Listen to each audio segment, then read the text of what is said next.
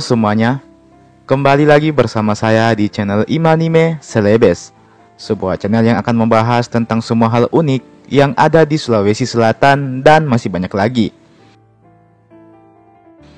Di video kali ini kita akan kembali melanjutkan serial Ilagaligo, dan kali ini kita akan memasuki episode ke-13.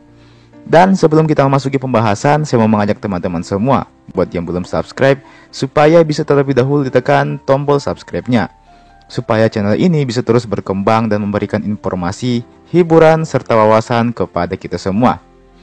Oke, tak perlu berlama-lama, kalau sudah langsung saja, mari kita memasuki pembahasan. Inilah dia Ilagaligo series episode ke-13.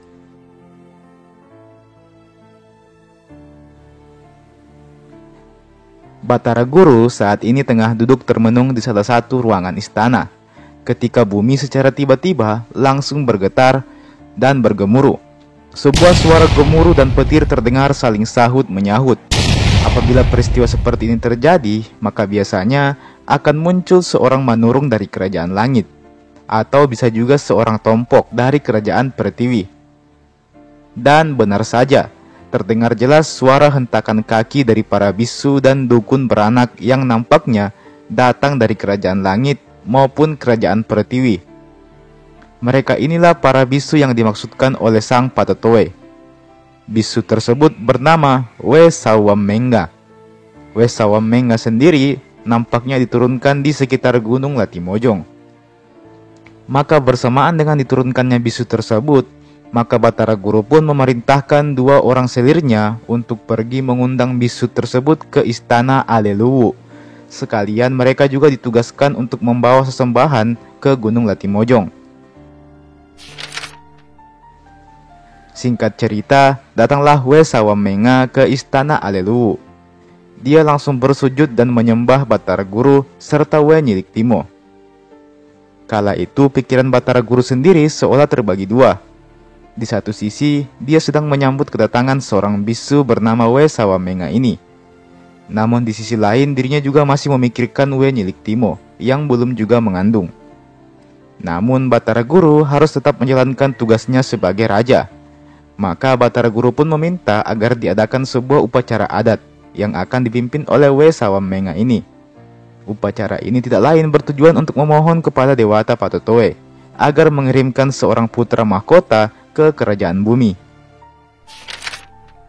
Seusai upacara tersebut, Puang Matoa selaku kepala bisu memutuskan untuk pergi ke Gunung Latimojong. Dirinya akan bersemedi sambil terus berdoa agar Batara Guru dan Wenyiliktimo segera dikaruniai seorang putra mahkota. Setelah 7 hari 7 malam di Gunung Latimojong, Puang Matoa pun dibangunkan oleh Puang Lae-Lae. By the way, Puang Lae-Lae ini adalah penjaga Gunung Latimojong yang pernah kita bahas di beberapa episode yang lalu. Nah, Puang Lae-Lae membangunkan Puang Matoa dan memerintahkannya untuk melapor kepada Batara Guru bahwa permintaannya telah dikabulkan. Batara Guru dan Wenyiliktimo akan segera mempunyai anak. Maka berangkatlah Puang Matoa ini dan langsung menyampaikan hal tersebut kepada sang Batara Guru. Alangkah senangnya Batara Guru ketika mengetahui hal itu.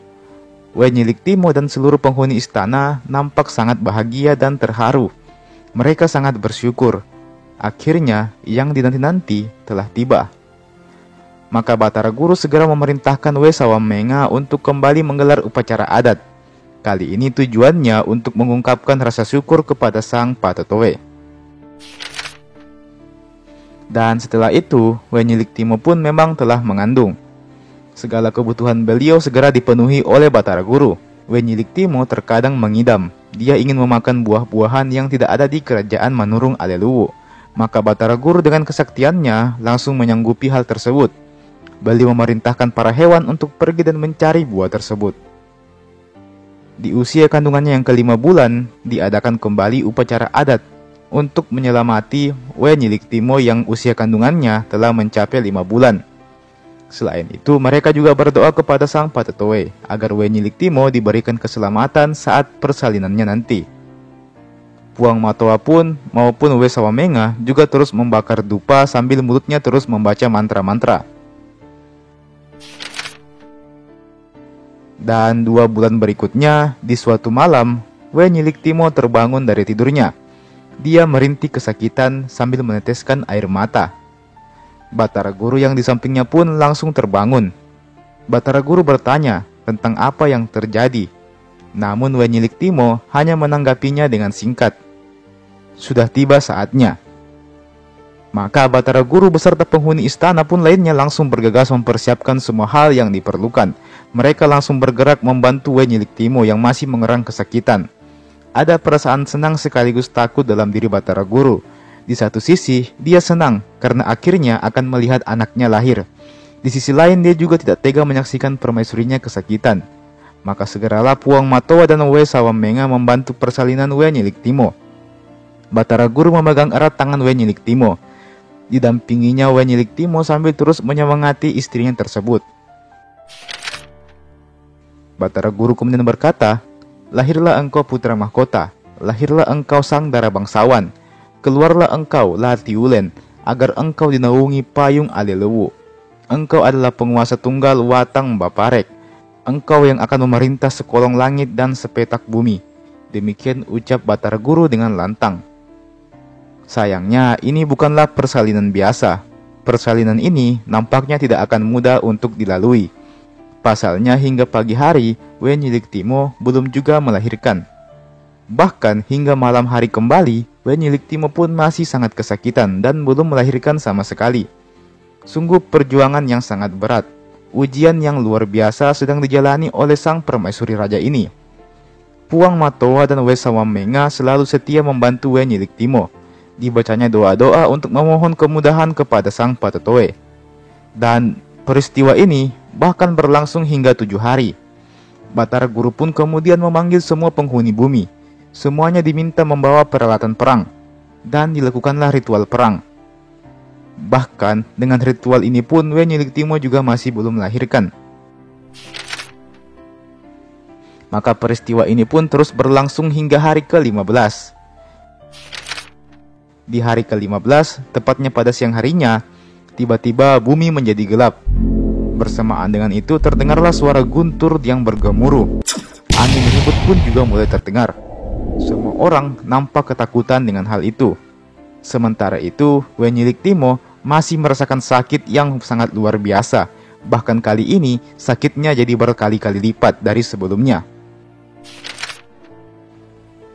"Matilah aku," demikian rintih Wenyilik-Timo. Tenri Talunruk dan Apung Ritoja nampak menangis terseduh-seduh. Bagaimanapun Wenyilik-Timo adalah sepupu mereka. Mereka sudah bersama sejak masih di kerajaan Pertiwi. Akankah hidup Wenyilik-Timo akan berakhir seperti ini? Para selir Batara Guru lainnya maupun penghuni istana juga banyak yang meneteskan air mata. Mereka tidak sanggup menyaksikan penderitaan yang dialami oleh Wenyilik-Timo. Meski begitu, Batara Guru tidaklah patah semangat. Dia terus menyemangati istrinya agar bertahan dan mampu melewati semua ini. Ini adalah bagian dari ujian hidup.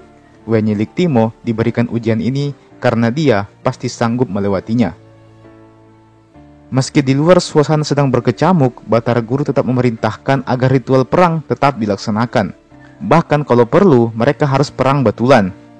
Dan benar saja, peperangan pun benar-benar terjadi di luar istana.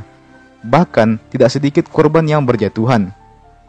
Ketika perang makin memuncak, maka bumi tiba-tiba langsung jadi gelap.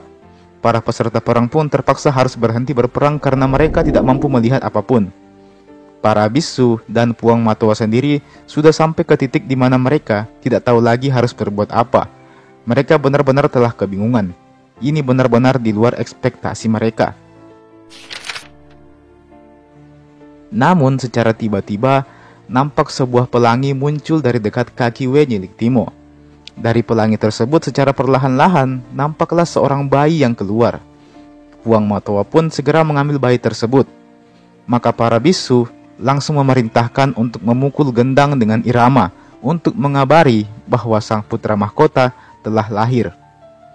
Maka dipukullah gendang dan dibunyikanlah musik-musik sebagai upacara penyambutan untuk kelahiran sang putra mahkota. Batara Guru memeluk Wenyilik-Timo dan keduanya tak henti-hentinya memanjatkan doa kepada sang Patetoe. Wenyilik-Timo telah berhasil melalui ujian yang sangat berat. dia telah berhasil melahirkan sang putra mahkota. Usai upacara meriah untuk penyambutan kelahiran putra mahkota, maka diadakanlah pertemuan yang dihadiri oleh para pembesar istana dan juga para bisu.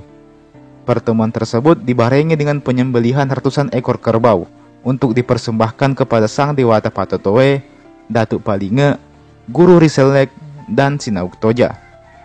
Kemudian dalam pertemuan tersebut mereka bermusyawarah untuk menentukan nama dari anak Batara Guru dan Wenyilik Timo, sang putra mahkota pewaris kerajaan Aleluwu.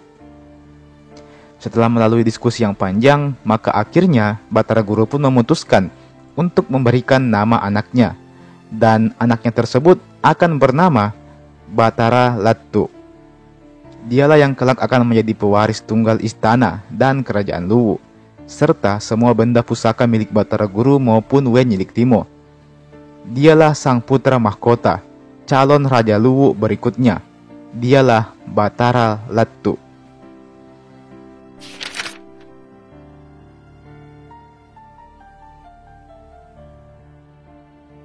Dan teman-teman, itulah tadi Ila Galigo Series episode ke-13.